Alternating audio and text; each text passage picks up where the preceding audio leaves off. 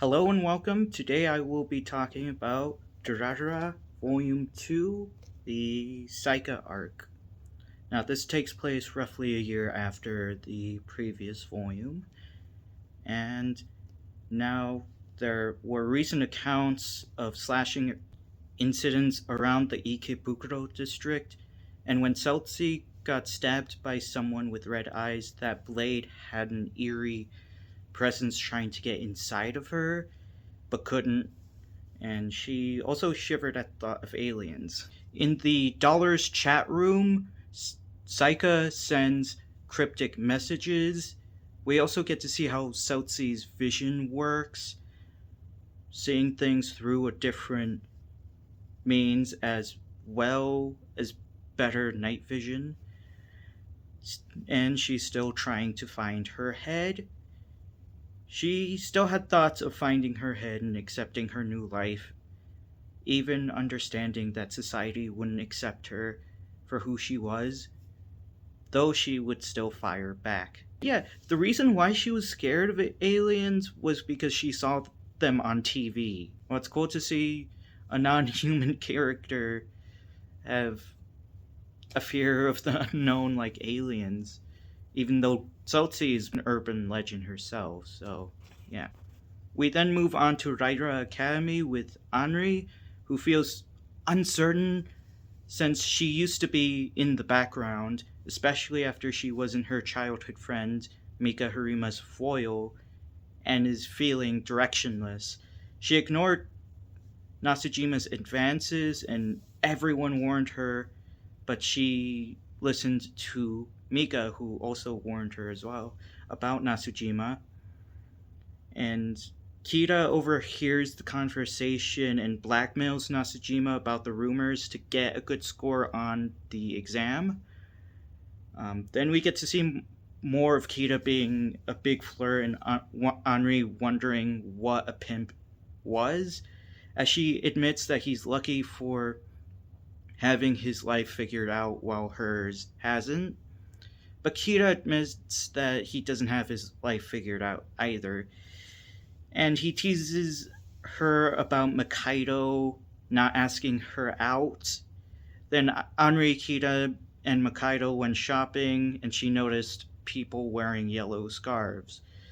Kita warned her about Nasujima and mentions an older student, Haruna Niyakawa, and how she transferred schools due to the scandal with Nasujima. Anri liked Makaido and Kita, but wasn't sure if she loved anyone romantically, and she still feels uncertain on her place in the world. The gals from Raira, aka Anri's bullies, insult Anri for sucking up Kita, Mika, Makaido, and especially Nasujima, and accuse her of leeching off of people.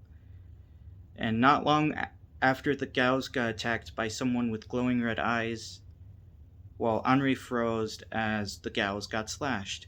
Saika appears in the chat room as Conrad banned them, but they kept reappearing with cryptic messages.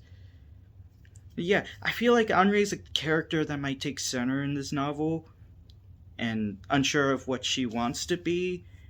And yeah, I hate Nasujima. Like, he's one of my least favorite Naritaverse characters. I don't like him. I loathe him, especially when he put down other teachers to make him look better. Like, that's a form of grooming. Like, I don't like, he should have been fired. But yeah, so far I like Hida and his demeanor.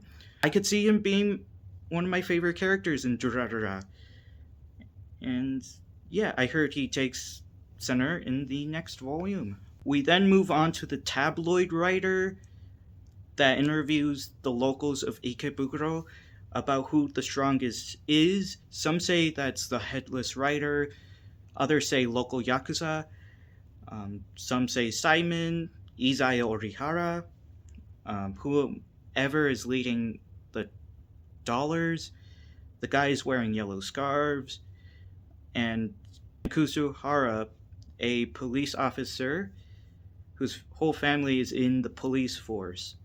We get a testimony from Mr. Shiki, the lieutenant of the Awakusukai, telling the writer that it isn't about who's the toughest in a fight anymore, and how confident he is that a whole group can take on one particular amateur, but in a one-on-one brawl, not so much. And you know who we will talk about, but honestly, Mr. Shiki's wrong, especially later on in the novel. But yeah, and the writer thought it was Simon, but Mr. Shiki told him that he's easier to get along with, but a guy who associates with Simon, known as Shizuo Heiwajima, is someone who is told not to mess with. He compares Shizuo to Godzilla, a wild man where he looks cool from a distance, just like Godzilla. The writer then interviews Simon at Russia Sushi, which leads him to interviewing Izaya, but then we get the members of the Yellow Scarves who told him that it was Shizuo and how he lifted a vending machine that landed on a cop car. The writer came in contact with Shizuo's boss, Tom Tanaka, to set up an interview.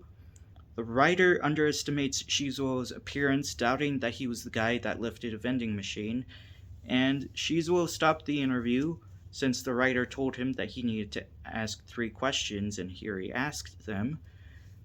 And he got pissed off and gave the writer a lariat that sent him flying, as Shizuo told him that he didn't like violence.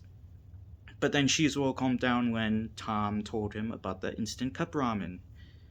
The writer is obsessed in writing about Shizuo even more, but he gets slashed by the slasher, and in the Dollars chat room, Saika is back at spamming and wanting to find Shizuo. Yumasaki and Karisawa talk about the slasher and references mangas and light novels. Walker and Kadota have an argument about 2D and 3D life, and Kadota gets a message of a Dollars member being attacked by the slasher. Then we move on to Celtsy and Shinra as they discuss the recent attacks and how there was an incident 5 years ago and the wielder of the demon blade named Saika. Celtsy then meets Shizuo about the interviewer Shuji Niyakawa, and she doesn't suspect Shizuo of being the slasher, as he initially declines to help find the slasher until she told him that she got attacked by the slasher, which made him angry. Celtsy went to see Izaya as he provoked her about Shinra's love for her and how weird he is. Then he tells her more about Saika and how it's a blade with the mind of its own that possesses people. Afterwards, she met back with Shinra, who shows her the chat logs from Saika. I liked when Shizuo got mad when he found out that Celtsy got hurt and how this novel describes his strength. I don't like how pervy or love-bomby Shinra is towards Celtsy. I'm not feeling this ship, in my opinion. Like, I know the main theme is love is toxic, but I don't know. It's not my favorite. Yeah. I liked Kadota's surprise to Walker's outburst, as well as finding out a little bit more about Saika. We move on to Anri, who had a dream about her dead parents from her birthday 5 years ago. After she comes back to school, she gets greeted by Nasujima, but the mention of Haruna Niyakawa made him back off. She goes around the city and cops wanted to escort her home, but they had to respond to something else, and Anri went home unaware of the slasher. Celtsy informed Shizuo about the demon blade as they rode together. Yumasaki and Karisawa had an argument about Buck and Walker talking about tranquility, with Kadota annoyed and Togusa noticing the slasher behind Anri as the Van gang ran over the slasher. Celti and Shizuo arrive at and the slasher had a feminine tone of voice when they talked to Shizuo. Shizuo then rips the fan door and smashes it onto the slasher and decides to go to Shinjuku to confront Izaya. Then Celti gave Henri a ride home. Henri thought of how adventurous of a move it was to have Celti over at her home, and Celti discusses her reasons for coming to Ikebukuro and told Henri what Dulahan was and her experiences in Ikebukuro and what little of her homeland that she could remember. Henri kept wondering about what Celti thought about humans, as she is still beating herself up over what happened 5 years ago and seeing her parents in her dreams. She questions herself on why she couldn't have brought up the topic to Celti. Then the doorbell rang, and Henri assumed it was Nasujima, and it ended up being Haruna. So far, I like the setup of Saika as an antagonist. It's not like a specific person, it's more of the idea that is the foil or maybe the solution to a few of the characters. But yeah, I of course like the Van Gang and their banter with each other. I'm not sure about this whole yandere thing that Haruna has for Nasujima. And Henri's backstory is sad. I've and I had the feeling earlier in this novel that it's connected to Saika. Izuo arrives to Shinjuku to confront Izaya, accusing him about the slashing incidents, as Celsi interrupts the face-off between them. Meanwhile, Haruna insults Henri on how, ever since junior high, that she's been like toilet paper to Mika Harima's shoe, and now seducing both her male classmates and dare to manipulate Takahashi, Nasujima. But yet, she continued and brought up the burglar who killed Henri's parents, and Henri claiming that she didn't see the killer despite being in the same room. Haruna questioned her on how she survived, while Henri thought about only wanting a life of peace and tranquility. Herself on whether her tranquility will fall apart within this chaos. But Henri did not want to fight even if Haruna kept insulting her. Like, she thought that she wasn't born to waste her life with stupid battles like this. Haruna continued on how it must be very easy being a parasite, and Henri told her that it wasn't easy. Maybe parasite was a good term, but Henri tells Haruna that if she had any idea how much she'd need to sacrifice to make sure the person you latched onto doesn't drive you off. Henri now is described to have strength in her eyes. She wouldn't stand to be criticized by someone she never met until now. Haruna accused Henri of sacrificing herself for Nasujima, but Henri disagreed, saying that he wasn't worth doing that. And Haruna got mad, taking that as an insult, and was about to stab Henri until Nasujima arrived to the apartment and started to run away from Haruna, but she decides to let the others kill him instead. Henri got confused about what she said, but Haruna stated that Saika wanted everyone involved to help love Shizuo, but convinced her to bring some of Saika's children here, and all of them carried blades. Caller's chat room, Saika posted that they wanted to meet Shizuo at South Ikebukuro Park, and both Celsi and Shizuo arrive at South Ikebukuro Park. They were surrounded by way more than 50 people, with various people amongst the crowd, like people with yellow bandanas and several who looked like Dollars members, and one of them with a Raira Academy uniform. Also, one of Henri's bullies, approached them and talked about how wonderful Shizwo is, and Saika is curious about his strength. Celsi figured out that the victims get taken over by Saika, grab a blade, and that blade is used to possess another victim. Shizwo asked them why they like him, and Saika says it's because he's strong and how violent he is, and that's why she needs powerful humans like him. Shizwo laughs, catching Celsi off guard, and told her that he's happy, which caught Saika off guard too. Shizwo hated his strength and how he thought no one would accept him. Now he doesn't have to worry about going all out, and he states he hates Saika second after Izaya. Meanwhile, Haruna was about to stab Nasajima until she got interrupted by Henri, and Henri told her to stop hurting people. Then Haruna calls her a weak-willed human who can only leech onto someone else's life and had no right to dictate what her and Saika's love should be.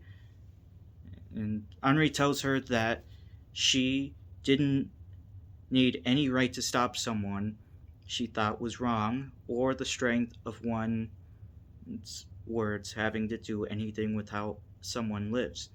It doesn't make her weak through other people. Haruna asked if Henri ever loved someone before, as Haruna stated that she has when Saika told her to cut Takahashi, but conquered Saika, though Henri is confused as to why she wants to cut Nasujima, but Haruna told her how she agreed with Saika about controlling another person being the true form of everlasting love. Haruna attacks her but is surprised when Henri blocks. Henri admitted that she couldn't love anyone else since the day 5 years ago. She's been afraid to open her heart, so she wanted to live off of others to make up for what she lacked. She reveals a katana and slashes Haruna, stating that she lives as Saika's parasite. Now onto Shizwo, who admitted he was scared of hurting others with his strength, just wanted to be loved by someone, but he wasn't allowed to have love for anyone else. Celsi was surprised on how strong Shizwo was without holding back. As he fought the Saika army, Celsi gave him gloves so he wouldn't get cut, and she drove off to check out what the Saika army paid attention to. Saika, in an ironic twist, is afraid of Shizwo because he doesn't fear destruction thanks to them accepting his strength. And yeah, it's a bit ironic for Saika to call Celsi a monster, even though Saika is a demon blade, and that's kind of monstrous. So Shizwo states that he's the world's biggest coward because he was scared of trusting himself. But it had nothing to do between being a coward or them. He says my favorite quote from the novel: "I can't afford to get knocked on my ass in front of someone who actually loves me, can I?" And we find out Henri's father was abusive, while her mother tried to step in but got beaten as well.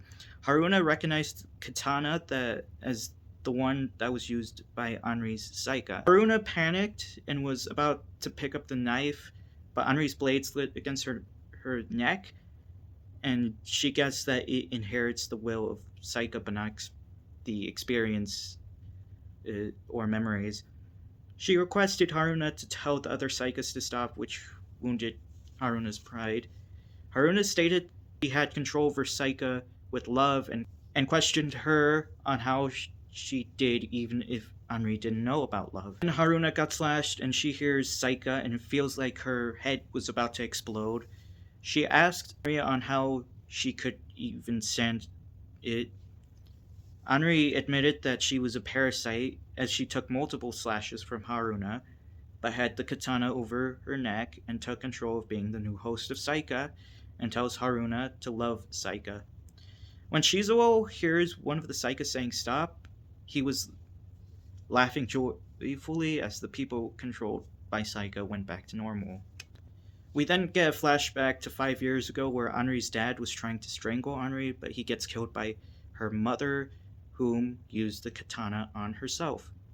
Then in the present, Nasujima got turned down by Henri, and he tried to use his tactics to take advantage of her, but he was backed into a corner by Henri with the Saiga Blade, as well as Celsi, as Henri told him that unlike Haruna, she feels other loathing towards him.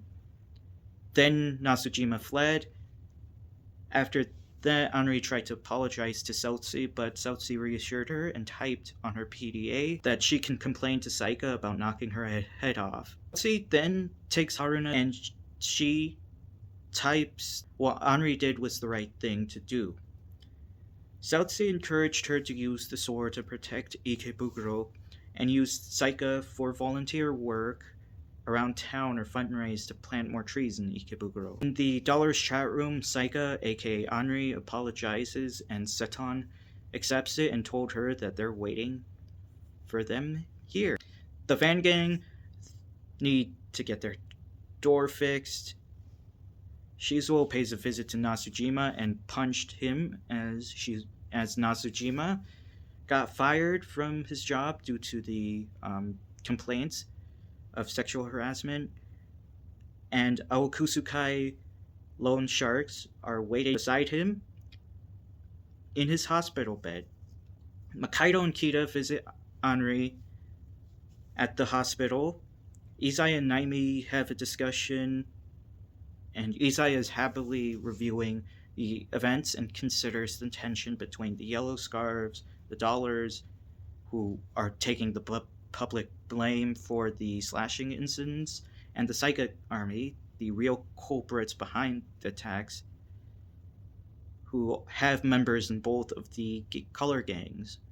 It's revealed that Kita is the leader of the Yellow Scarves, and the only thing in his mind was retribution against whomever destroyed his peace and mind, and the smiling faces of Henri, Makaido, his classmates, and his friends.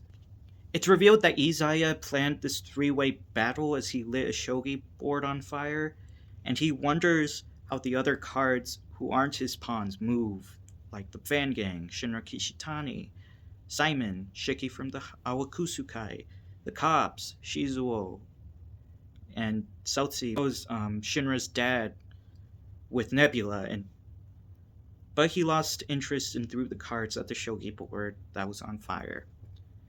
And yeah, like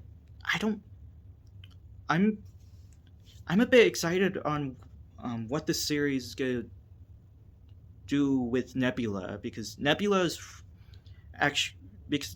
originated from Baccano and they debuted in the 1933 arc, and Shinra's dad has connections to Nebula, and they're a bit shady. Meanwhile, Celsi was soaking in the sun, and after Shinra's suggestive comment, she asked him about Saika when she couldn't find a single reference to a cursed sword named Saika, as his input was way more detailed than Izaya's. She wondered how he found out, as he told her that he found his dad's diary.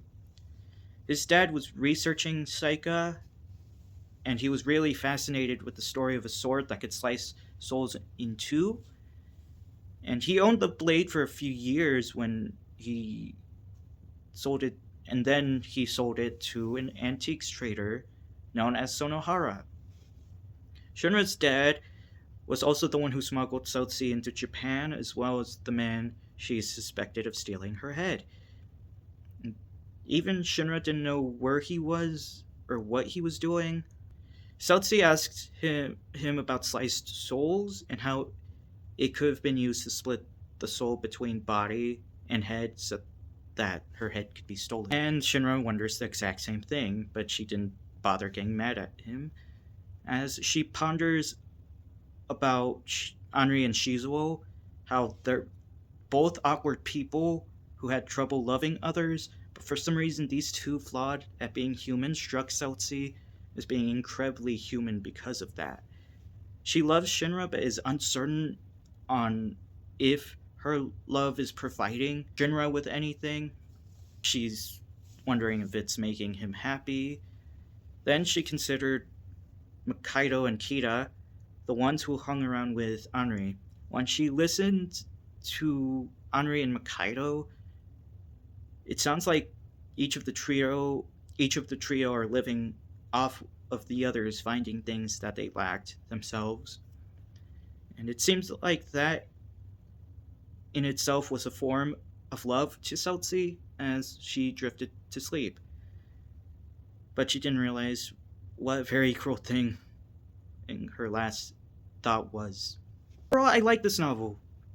It uses some of the characters that kind of didn't get used as much in the first volume, and I like the themes with tranquility that's been brought up from like Walker and Kita as well as Henri, and how Henri and Shizuo are like two of the center characters that embrace their strengths, with Henri embracing her living off of others and Shizuo's own physical strength. And yeah, I also liked the interactions with Soutsi and Henri. I don't know. I feel like Soutsi is like Soutsi comes off as a big sister figure to Henri, in my opinion. Like, I want to see more of that. Yeah, Izaya is just a big troll. He he really manipulated three best friends who are now probably gonna fight each other. Maybe not aware of the whole situation. And yeah, like I also can't wait to see what Shinra's dad and Nebula are gonna do going forward into the series. And yeah, like the theme of normalcy with characters that have these abnormal things about them is probably gonna stick around throughout the whole series. And yeah, and some characters find normalcy through the abnormal. Overall, I like this volume. The characters I like were Henri, Shizuo, Celsi, and Yakira. This has been my video. Thanks for watching, and goodbye.